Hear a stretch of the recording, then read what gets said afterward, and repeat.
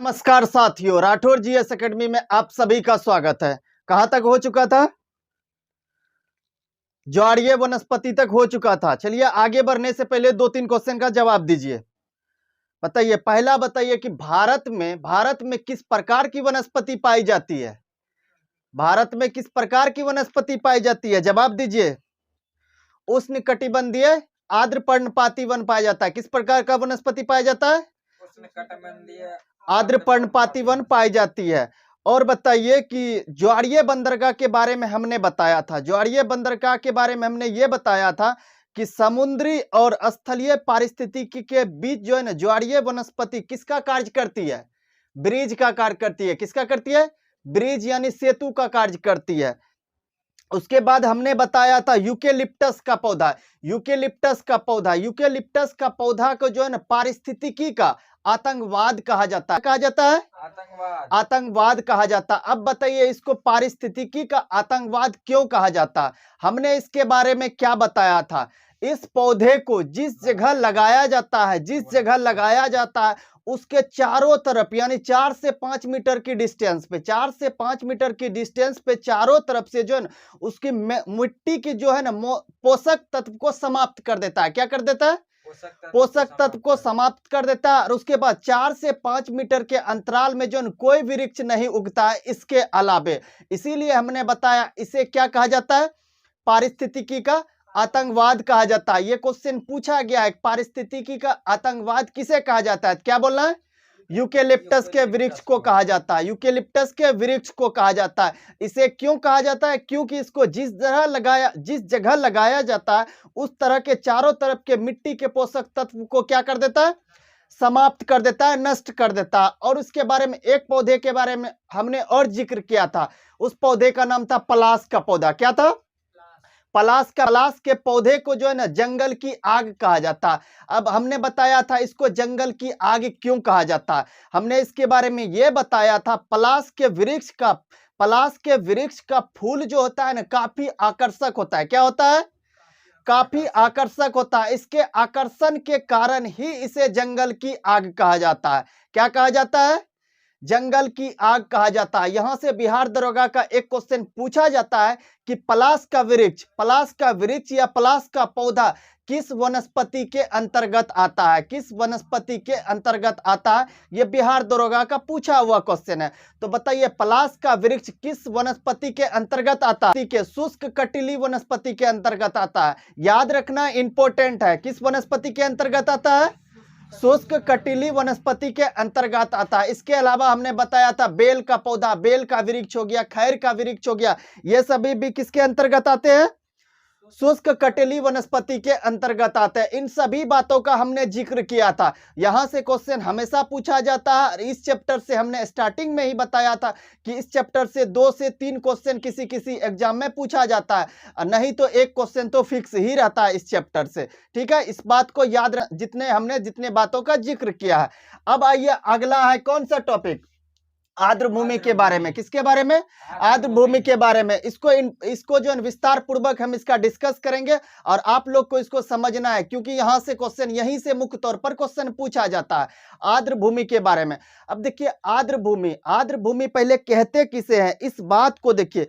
वैसा क्षेत्र जहां पे नमी और शुष्क दोनों प्रकार के वातावरण पाए जाते हैं। हमने क्या बताया? नमी और शुष्क दोनों प्रकार के वातावरण मौजूद होते हैं, उसी को क्या कहा जाता है? आर्द्र भूमि कहा जाता है। इसका परिभाषा भी याद रखना है, पूछा जाता है। तो आर्द्र भूमि फिर से बताइए, आर्द्र भूमि किसे कहा जाता है? वैसा क्षेत्र जहां नमी और शुष्क दोनों प्रकार के वातावरण मौजूद होते हैं, उसी को क्या कहा जाता है? आर्द्र भूमि कहा जाता है। याद रखना इस बात को। अब देखिए, आर्द्र भूमि वाला क्षेत्र जो है ना, जैव विविधता के लिए काफी जो है ना, महत्वपूर्ण माना जाता है। किसके लिए माना जाता है? जैव विविधता के लिए माना जाता है। याद रखना इंपॉर्टेंट है।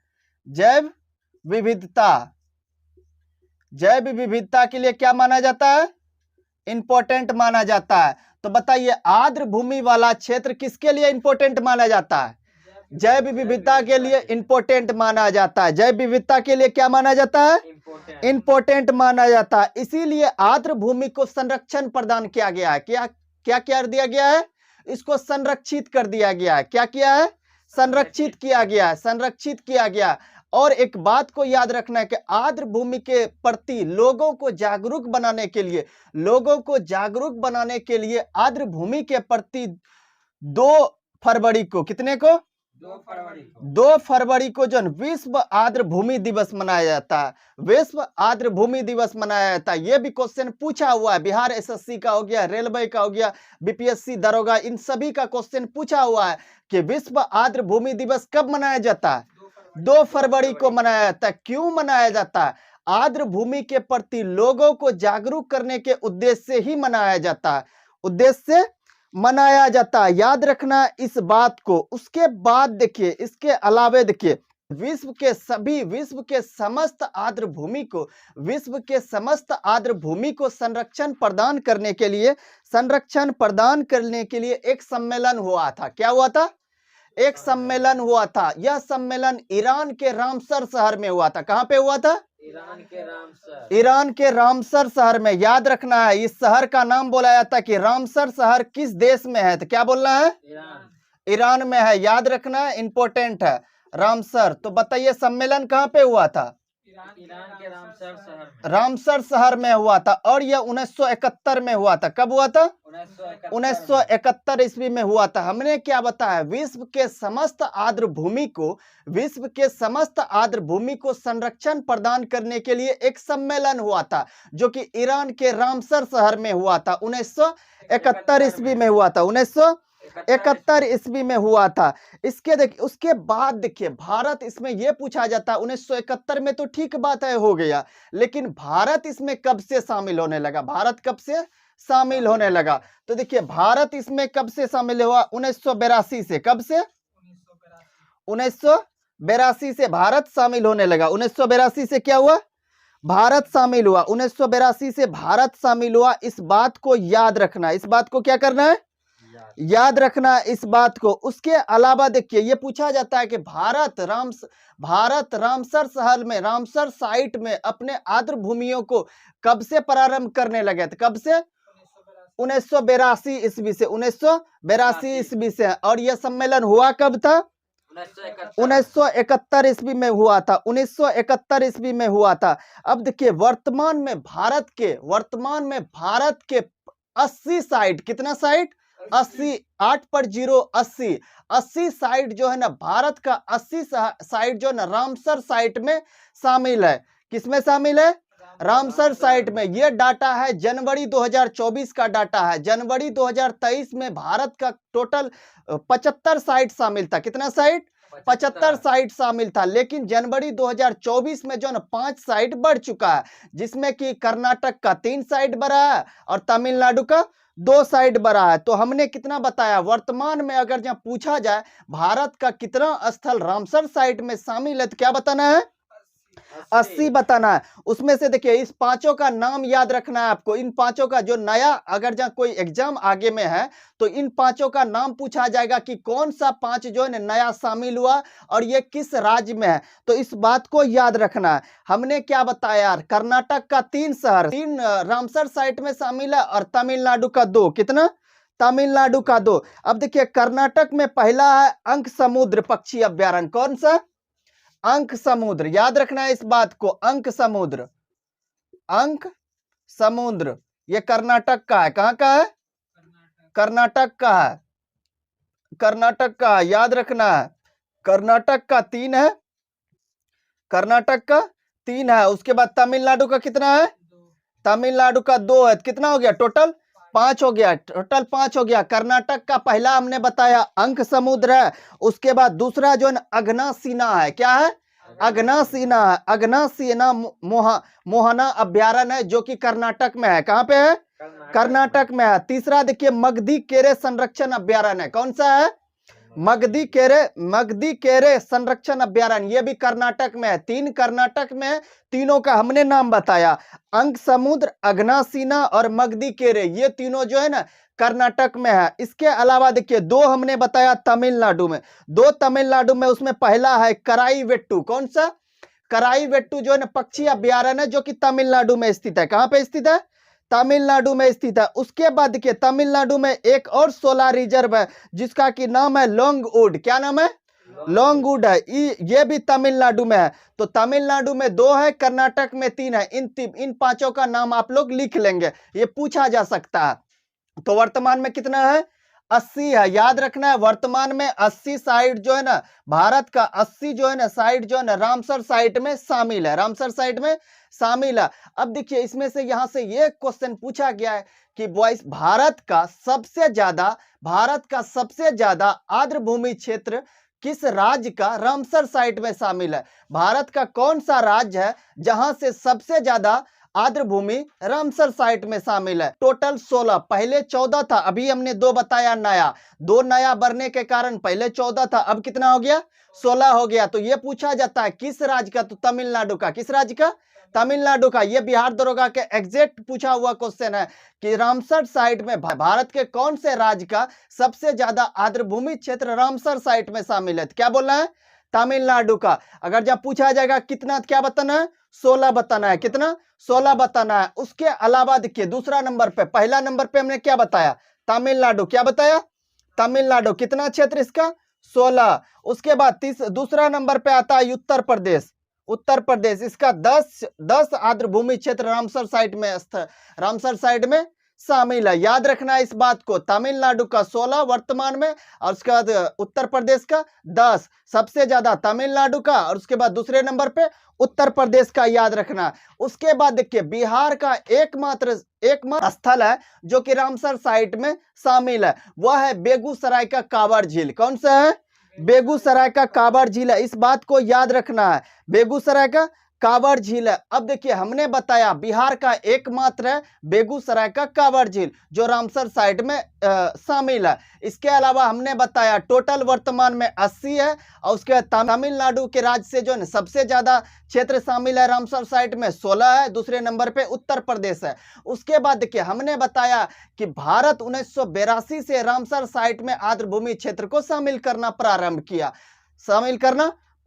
किया। अब यहां से यह क्वेश्चन पूछा जाता है, भारत का कौन सा स्थल सर्वप्रथम यानी 1982 में सर्वप्रथम कौन सा स्थल रामसर साइट में शामिल हुआ था? इस बात को याद रखना, पहला कौन सा स्थल था जो रामसर साइट में शामिल हुआ था? तो आपको याद रखना है चिल्का झील। कौन सा झील? चिल्का झील, जो कि उड़ीसा में है। कहां पे है? उड़ीसा में है। याद रखना है पहला कौन सा था? चिल्का झील था। चिल्का झील है जो कि कहां पे है? उड़ीसा में है। इस बात को याद रखना है, इंपॉर्टेंट है, क्वेश्चन पूछा गया है।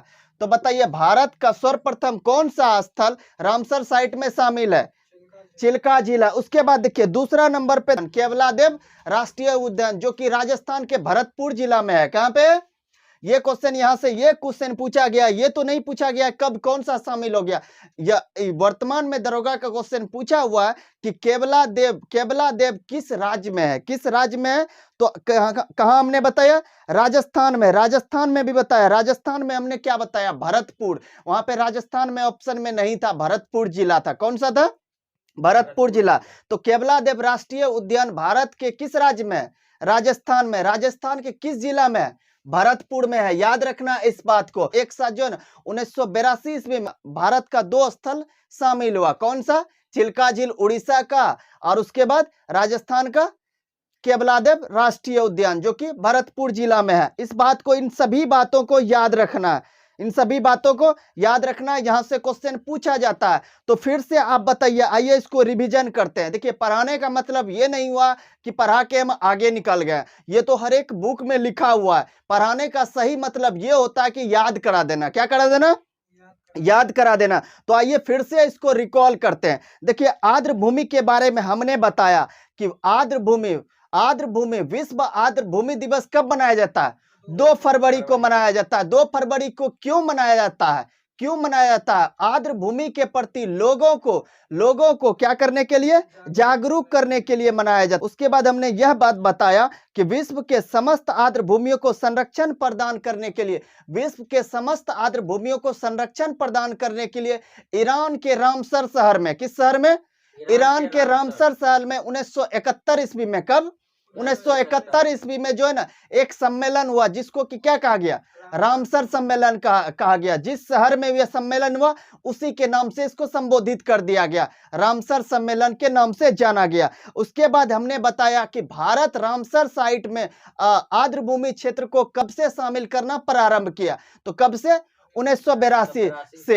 सर्वप्रथम भारत का कौन सा स्थल रामसर साइट में शामिल हुआ था? तो हमने बताया उड़ीसा का चिल्का झील और उसके बाद राजस्थान के भरतपुर जिला का केवलादेव राष्ट्रीय उद्यान, हमने ये बात बताया। उसके बाद हमने बताया कि वर्तमान में जनवरी 2024 तक का डाटा हम बता रहे हैं, वर्तमान में जो है ना भारत के कितने आर्द्र भूमि क्षेत्र रामसर साइट में शामिल है? तो हमने कितना बताया?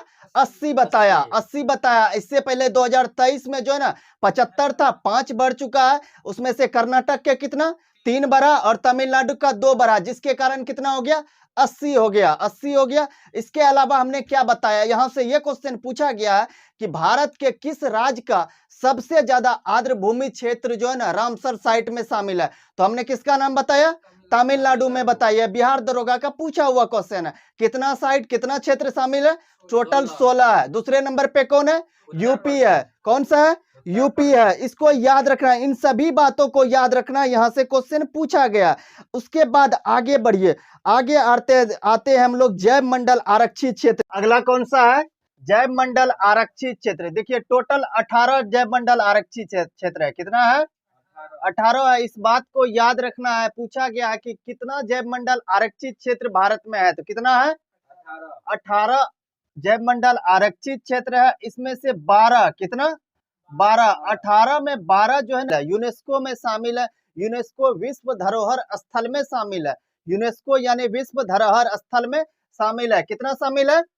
12 शामिल है। अब देखिए यहाँ से ये क्वेश्चन हमेशा पूछा जाता है, 18 जैव मंडल आरक्षित क्षेत्र है, ये बात तो सत्य है, लेकिन 12 जैव मंडल क्षेत्र जो यूनेस्को यानी विश्व धरोहर स्थल में शामिल है वह कौन कौन सा है? वह कौन कौन सा है और वह किस राज्य में? इस बात को लेके क्वेश्चन पूछा जाता है।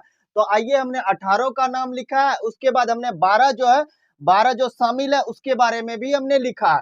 तो आइए, पहला है नंदा देवी। कौन सा? देखिए 12 जो 18 में हमने क्या बताया, 12 जो है ना आरक्षित क्षेत्र, जैव मंडल आरक्षित क्षेत्र जो है ना यूनेस्को यानी विश्व धरोहर स्थल में शामिल है। उस पहले 12 का नाम देखिए। पहला देखिए नंदा देवी। कौन सा? नंदा देवी, जो कि उत्तराखंड में है। किस राज्य में है? उत्तराखंड में। याद रखना है, नंदा देवी किस राज्य में है? उत्तराखंड में राज्य में है। अब दूसरा देखिए नोकरेक। कौन सा? नोकरेक, ये मेघालय में है, मेघालय में, जहां पे गारो खासी जयंतियां 3 पहाड़ी है और 3 पहाड़ी में जो है जनजाति भी पाई जाती है, उसका नाम भी जो है ना गारो खासी जयंती, जो कि मासिन राम स्थित है। विश्व में सबसे ज्यादा वर्षा कहाँ होती है? तो मेघालय के मासिन राम में होते हैं। लगभग 1150 सेंटीमीटर में वर्षा होती है, जो चेरापूंजी नामक स्थान पर। आइए उसके बाद देखिए हमने क्या बताया, नोकरेक ये किस राज्य में है? मेघालय में है। तीसरा नंबर पे आइए कंचनजंगा। कौन सा? कंचनजंगा, जो कि सिक्किम में है। कहाँ पे है? सिक्किम में है। याद रखना, ये मिश्रित है, सिक्किम में है। तो बताइए कंचनजंगा किस राज्य में है? सिक्किम में है। ये जो है ना विश्व धरोहर स्थल में शामिल है। उसके बाद ये सुंदरवन। कौन सा? सुंदरवन, ये किस राज्य में है? पश्चिम बंगाल में। किस राज्य में?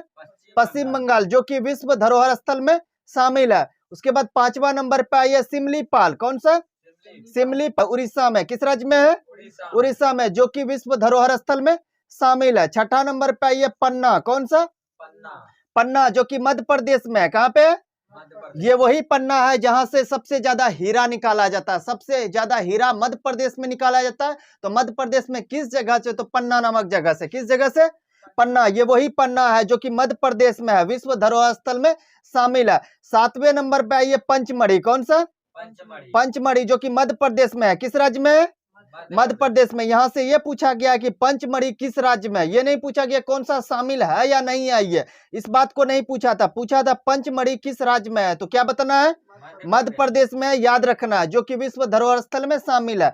8वें नंबर पे है अचान कमार, कौन सा, अचान कमार, जो कि मध्य प्रदेश छत्तीसगढ़ की सीमा पे है, कहाँ पे है, मध्य प्रदेश और छत्तीसगढ़ की सीमा पे है, जो कि विश्व धरोहर स्थल में शामिल है। अब ये 9वां नंबर पे ये नीलगिरी, कौन सा, नीलगिरी जो कि तमिलनाडु में है, किस राज्य में है, तमिलनाडु। यही नीलगिरी है, नीलगिरी की सबसे ऊंची चोटी टोडा बेटा इसकी ऊंची चोटी है। और इसमें जो है ना नीलगिरी की पहाड़ियों में टोडा नामक जनजाति पाई जाती है, कौन सी जनजाति, टोडा नामक, ये वही नीलगिरी है। तो नीलगिरी किस राज्य में है, तमिलनाडु का। कई बार ये क्वेश्चन पूछा गया, बदनाम क्वेश्चन है, हाईलाइट क्वेश्चन है कि नीलगिरी क्षेत्र किस राज्य में है, क्या बोल रहा है, तमिलनाडु में है। 10वें नंबर पे आइए अगस्त मलाई, कौन सा मलाई, अगस्त मलाई, ये केरल और तमिलनाडु के सीमा पे है, किस राज्य में है, केरल और तमिलनाडु के, जो कि क्या है, विश्व धरोहर स्थल में शामिल है। उसके बाद 11 नंबर में आइए मन्नार की खाड़ी, कौन सी खाड़ी, मन्नार की खाड़ी, ये तमिलनाडु राज्य में है, किस राज्य में है, तमिलनाडु। ये वही मन्नार की खाड़ी है जो तमिलनाडु और श्रीलंका के बीच स्थित है, तमिलनाडु और श्रीलंका के बीच स्थित है। पाक जल संधि जो कि भारत और श्रीलंका को जो अलग करता है, पाक जल संधि जो किसके बीच है, ये क्वेश्चन पूछा गया है।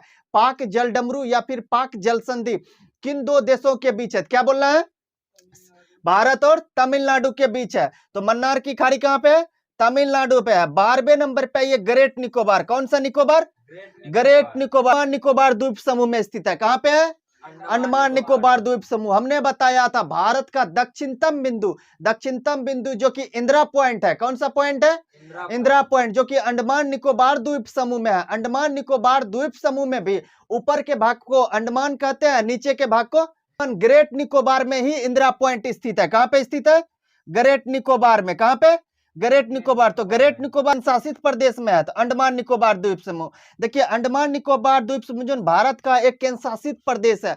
अंडमान निकोबार जो है ये समुद्र था, समुद्र के नाम पे ही जो है भारत के केंद्र शासित प्रदेश अंडमान निकोबार द्वीप समूह का नाम रख दिया गया। ये क्वेश्चन ये पूछा गया कि अंडमान निकोबार द्वीप समूह क्या है, समुद्र है, क्या है, तो क्या है, समुद्र है, इस बात को याद रखना है। देखिए यहां तक 12, कितना, 12, इससे ऊपर हमने जितना भी बताया, ग्रेट निकोबार, मन्नार की खाड़ी, अगस्त मलाई और इस सब के बारे में, ये सभी जो यही 12 है जो कि विश्व धरोहर स्थल में शामिल है। किसमें शामिल है, यूनेस्को में, विश्व धरोहर स्थल यानी यूनेस्को में शामिल है। यहाँ 12, इससे 12। देखिए उसके बाद देखिए ये 5 हमने बताया, कितना टोटल, कितना जैव मंडल आरक्षित क्षेत्र है, 18 है, और 12 हमने क्या बताया, यूनेस्को में शामिल है। इन 12 का नाम हमने बताया और किस राज्य में है इसके बारे में भी बताया। तो आपको याद रखना है किस राज्य में है और कौन कौन से हैं, याद रखना, यहाँ से क्वेश्चन पूछा जाता है। उसके बाद देखिए 5 और बचा, तो वो देखिए कोल्ड डेजर्ट, ये क्वेश्चन पूछा गया कि कोल्ड डेजर्ट किस राज्य में है, कोल्ड डेजर्ट किस राज्य में है, HP यानी कि हिमाचल प्रदेश में, किस राज्य में, हिमाचल प्रदेश, HP, इसको हिमाचल प्रदेश, हिंदुस्तान पेट्रोलियम नहीं पढ़ना, हिमाचल प्रदेश है HP, ठीक है। ये किस राज्य में है, तो हिमाचल प्रदेश में है, याद रखना। क्या बताइए, कोल्ड डेजर्ट यूनेस्को में शामिल है, नहीं शामिल है। हमने क्या बताया, 12 तक ही शामिल है, 12 ग्रेट निकोबार तक शामिल है, ग्रेट निकोबार तक। इससे ऊपर हमने जितना 12 का नाम बताया, यही 12 जो है ना यूनेस्को में शामिल है। कोल्ड डेजर्ट शामिल नहीं है, लेकिन जैव मंडल आरक्षित क्षेत्र है, जो कि कहाँ पे है, हिमाचल प्रदेश में। 13 नंबर पे आइए दिहांग दिबांग, कौन सा, दिहांग दिबांग जो है ना ब्रह्मपुत्रा की जो है ना सहायक नदी है। उसके बाद ब्रह्मपुत्रा को जो है ना किस राज्य में ब्रह्मपुत्रा के नाम से जाना जाता है, तो किस राज्य में, असम में। दिहांग दिबांग जो है अरुणाचल प्रदेश में, और ब्रह्मपुत्रा के नाम से किस राज्य में जाना जाता है, असम में जाना जाता है। टोटल 2900 किलोमीटर में ब्रह्मपुत्रा नदी बहती है, जिसमें भारत में जो है ना कितना किलोमीटर में भारत में हमने बताया था बहती है, कमेंट में बताइएगा कितना किलोमीटर में बहती है। उसके बाद हमने बताया था कि ब्रह्मपुत्रा नदी कहां से निकलती है, तिब्बत के मानसरोवर झील के चेमयुंग दुंग हिमनद से निकलती है। इन सभी बातों को याद रखना है, क्वेश्चन पूछा गया है। उसके अलावा ये 15 नंबर क्षेत्र का देखिए, हमने 12 जो है ना, जो कि 12 यूनेस्को में शामिल था, जैव मंडल आरक्षित क्षेत्र, उनका भी नाम हमने बताया कौन कौन से शामिल थे। टोटल 18 भारत में जैव मंडल आरक्षित क्षेत्र है, उसके बारे में भी हमने बताया। इन सभी बात को याद रखना, यहां से क्वेश्चन पूछा जाता है। है। अब देखिए यहाँ से थोड़ा जानते हैं यूनेस्को के बारे में। हमने क्या बताया कि भारत का जो है ना, भारत का 12 जैव मंडल आरक्षित क्षेत्र यूनेस्को में शामिल है। तो आइए यूनेस्को के बारे में थोड़ा जानते हैं। सबसे पहला कौन सा स्थल शामिल था भारत का, उसके बाद अभी टोटल कितना स्थल शामिल है, इन सभी बातों को थोड़ा सा जानते हैं, क्योंकि जिनका भी एग्जाम अभी है यहाँ से क्वेश्चन पूछा जाएगा, यहाँ से पूछा जाता है, इसलिए हमने सोचा इसको डिस्कस कर देने। यूनेस्को विश्व धरोहर सूची में, विश्व धरोहर सूची में जो है ना वर्तमान में भारत के जो है ना कितने स्थल जो है ना विश्व धरोहर सूची में शामिल है, तो कितना 42, कितना 42, याद रखना है 42। यूनेस्को ने विश्व धरोहर सूची में भारत के कितने स्थानों को जो है ना शामिल किया है, तो कितना बताया हमने 42, याद रखना है 42, याद रखना है, इस बात को याद रखना है। जनवरी 2024 का डाटा, इस बात को याद रखना है 42 ही है। देखिए अब तो हम 42वां भी बताएंगे, लेकिन सबसे पहले इसको यहाँ पे यह बताना है कि भारत इसमें कब से शामिल हुआ। यूनेस्को में भारत कब से शामिल होना प्रारंभ हुआ, तो 1983 में। कब से? 1983 में भारत शामिल हुआ। 1983 में क्या हुआ? भारत शामिल हुआ। उसके बाद देखिए भारत का कौन सा स्थल विश्व धरोहर सूची में शामिल हुआ, विश्व धरोहर सूची में शामिल हुआ, पहला कौन सा स्थल था, तो अजंता की गुफा। कौन सी गुफा? की गुफा, जो कि कहां पे है? महाराष्ट्र में है। कहां पे है? महाराष्ट्र में है। तो बताइए विश्व धरोहर सूची में भारत का सर्वप्रथम कौन सा स्थल शामिल हुआ? अजंता की गुफा। कौन सी? अजंता की गुफा। इस बात को याद रखना है। सबसे पहला कौन यूनेस्को में विश्व धरोहर सूची में, और उसके बाद टोटल कितना है, तो टोटल हमने क्या बताया, वर्तमान में 42 है। अब आइए इनको याद करते हैं। 42 को जो है ना कम से कम जो है ना नया जितना भी है आपको याद रखना पड़ेगा। आइए सबसे पहले 39वां नंबर देखते हैं। 39वां देखिए, 39वां है तेलंगाना का रामप्पा मंदिर। कौन सा मंदिर? रामप्पा मंदिर, जो कि कहां पे है? तेलंगाना में है। कहां पे है? तेलंगाना में है, याद रखना है तेलंगाना में है। किस क्रम का है ये? 39वें क्रम का, 39वें क्रम का। उसके बाद 40वें नंबर पे आइए धौलावीरा। कौन सा वीरा? धौलावीरा, जो कि कहां पे है? गुजरात में है। कहां पे है? गुजरात में है, याद रखना है। धौलावीरा कहां पे है? गुजरात में है। और ये किस क्रम का है? 40वें नंबर। 41वें नंबर पे है शांति निकेतन। कौन सा निकेतन? शांति निकेतन, जो कि जो है ना शांति निकेतन, जो कि पश्चिम बंगाल में है। कहां पे? शांति निकेतन, जिसकी जो है ना स्थापना जो है ना रविंद्रनाथ टैगोर ने। किसने? रविन्द्रनाथ टैगोर ने। पश्चिम बंगाल में है, याद रखना है। 41वां नंबर का कौन सा है? शांति निकेतन। उसके बाद 42वें नंबर पे आइए होयसेल का मंदिर। कौन सा मंदिर? होयसेल का मंदिर, होयसेल का मंदिर, जो कि कर्नाटक में है। कहां पे है? कर्नाटक, के आर से कर्नाटक, ठीक है। अब बताइए 39वां नंबर का कौन सा है? रामप्पा मंदिर। कौन सा मंदिर? रामप्पा मंदिर, जो कि कहां पे स्थित है? तेलंगाना में। 40वें नंबर का कौन सा है? धौलावीरा, जो कि कहां पे है? गुजरात में है। 41वें नंबर का कौन सा है? शांति निकेतन, जो कि कहां पे है? पश्चिम बंगाल में है। उसके बाद देखिए 42वां नंबर, जो कि सबसे नवीनतम है, 42वां नंबर होयसेल का मंदिर। कौन सा मंदिर? होयसेल का मंदिर, जो कि कहां पे है? कर्नाटक में है। कर्नाटक में। तो अब आइए फिर से इसको रिवीजन करते हैं। देखिए यूनेस्को ने जो है ना विश्व धरोहर स्थल में जो है ना भारत को जो है 1983 से शामिल किया। कब से किया? 1983 में शामिल किया। वर्तमान यानी जनवरी 2024 तक का डाटा, जनवरी 2024 तक में जो है ना भारत का टोटल 42 स्थल जो विश्व धरोहर में सूची में शामिल है। कितना स्थल? 42वां स्थल। हमने क्या बताया, भारत कब शामिल हुआ? 1983 में। 1983 में सर्वप्रथम कौन सा स्थल भारत का विश्व धरोहर सूची में शामिल हुआ? तो पहला है अजंता की गुफा। कौन सी गुफा? अजंता की गुफा, जो कि महाराष्ट्र में है। कहां पे है? महाराष्ट्र में है, ठीक है। इस बात को याद रखना है। अब देखिए हमने नवीनतम बताया, नवीनतम। आइए 39वां नंबर से शुरू करते हैं। सबसे आइए 39वां नंबर। 39वां नंबर पे कौन सा है? रामप्पा मंदिर, जो कि कहां पे है? तेलंगाना पे है। 40वां नंबर पे हमने बताया धौलावीरा जो कि गुजरात में है। 41वां नंबर पे हमने बताया शांति निकेतन जो कि पश्चिम बंगाल पे है। उसके बाद 42वां नंबर सबसे नवीनतम जो कि कौन सा है, कर्नाटक का होयसेल मंदिर है। यूनेस्को के बारे में इतना भी बात आपको याद रखना है, इससे ज्यादा याद नहीं रखना है, क्योंकि यहां से बस यही पूछा जाता है सर्वप्रथम कब से कौन सा भारत का स्थल शामिल हुआ, भारत कब से शामिल हुआ, भारत का कितना स्थल वर्तमान में शामिल है, अगर जहां शामिल है कितना है तो उसमें सबसे नवीनतम कौन सा है और कहां पे है, बस यही क्वेश्चन पूछा जाता है। चैप्टर समाप्त हो गया, लेकिन इस चैप्टर से जो है ना हमने स्टार्टिंग में ही बताया कि हर एक एग्जाम में, चाहे वो बिहार दरोगा हो, बीपीएससी हो, कांस्टेबल हो, रेलवे हो, कोई भी एग्जाम हो, इस चैप्टर से क्वेश्चन पूछा ही जाता है। तो इस चैप्टर को आप लोग नजरअंदाज नहीं करें, इस चैप्टर को रिवीजन करें बार बार। और हमने जितना डिस्कस किया इससे बाहर कभी पूछ ही नहीं सकता, क्योंकि ये एसके पांडे सबका डाटा है करके हमने इसको पढ़ाया। तो इस पर रिवीजन करें, अन्यथा पढ़ने की जरूरत नहीं है, ज्यादा महान बनने की जरूरत नहीं, एग्जाम निकालने से मतलब है, तो इससे ज्यादा नहीं पूछा जाएगा, इसी को आप लोग बार बार रिवीजन करें। तो आइए मिलते हैं नेक्स्ट क्लास में। जय हिंद।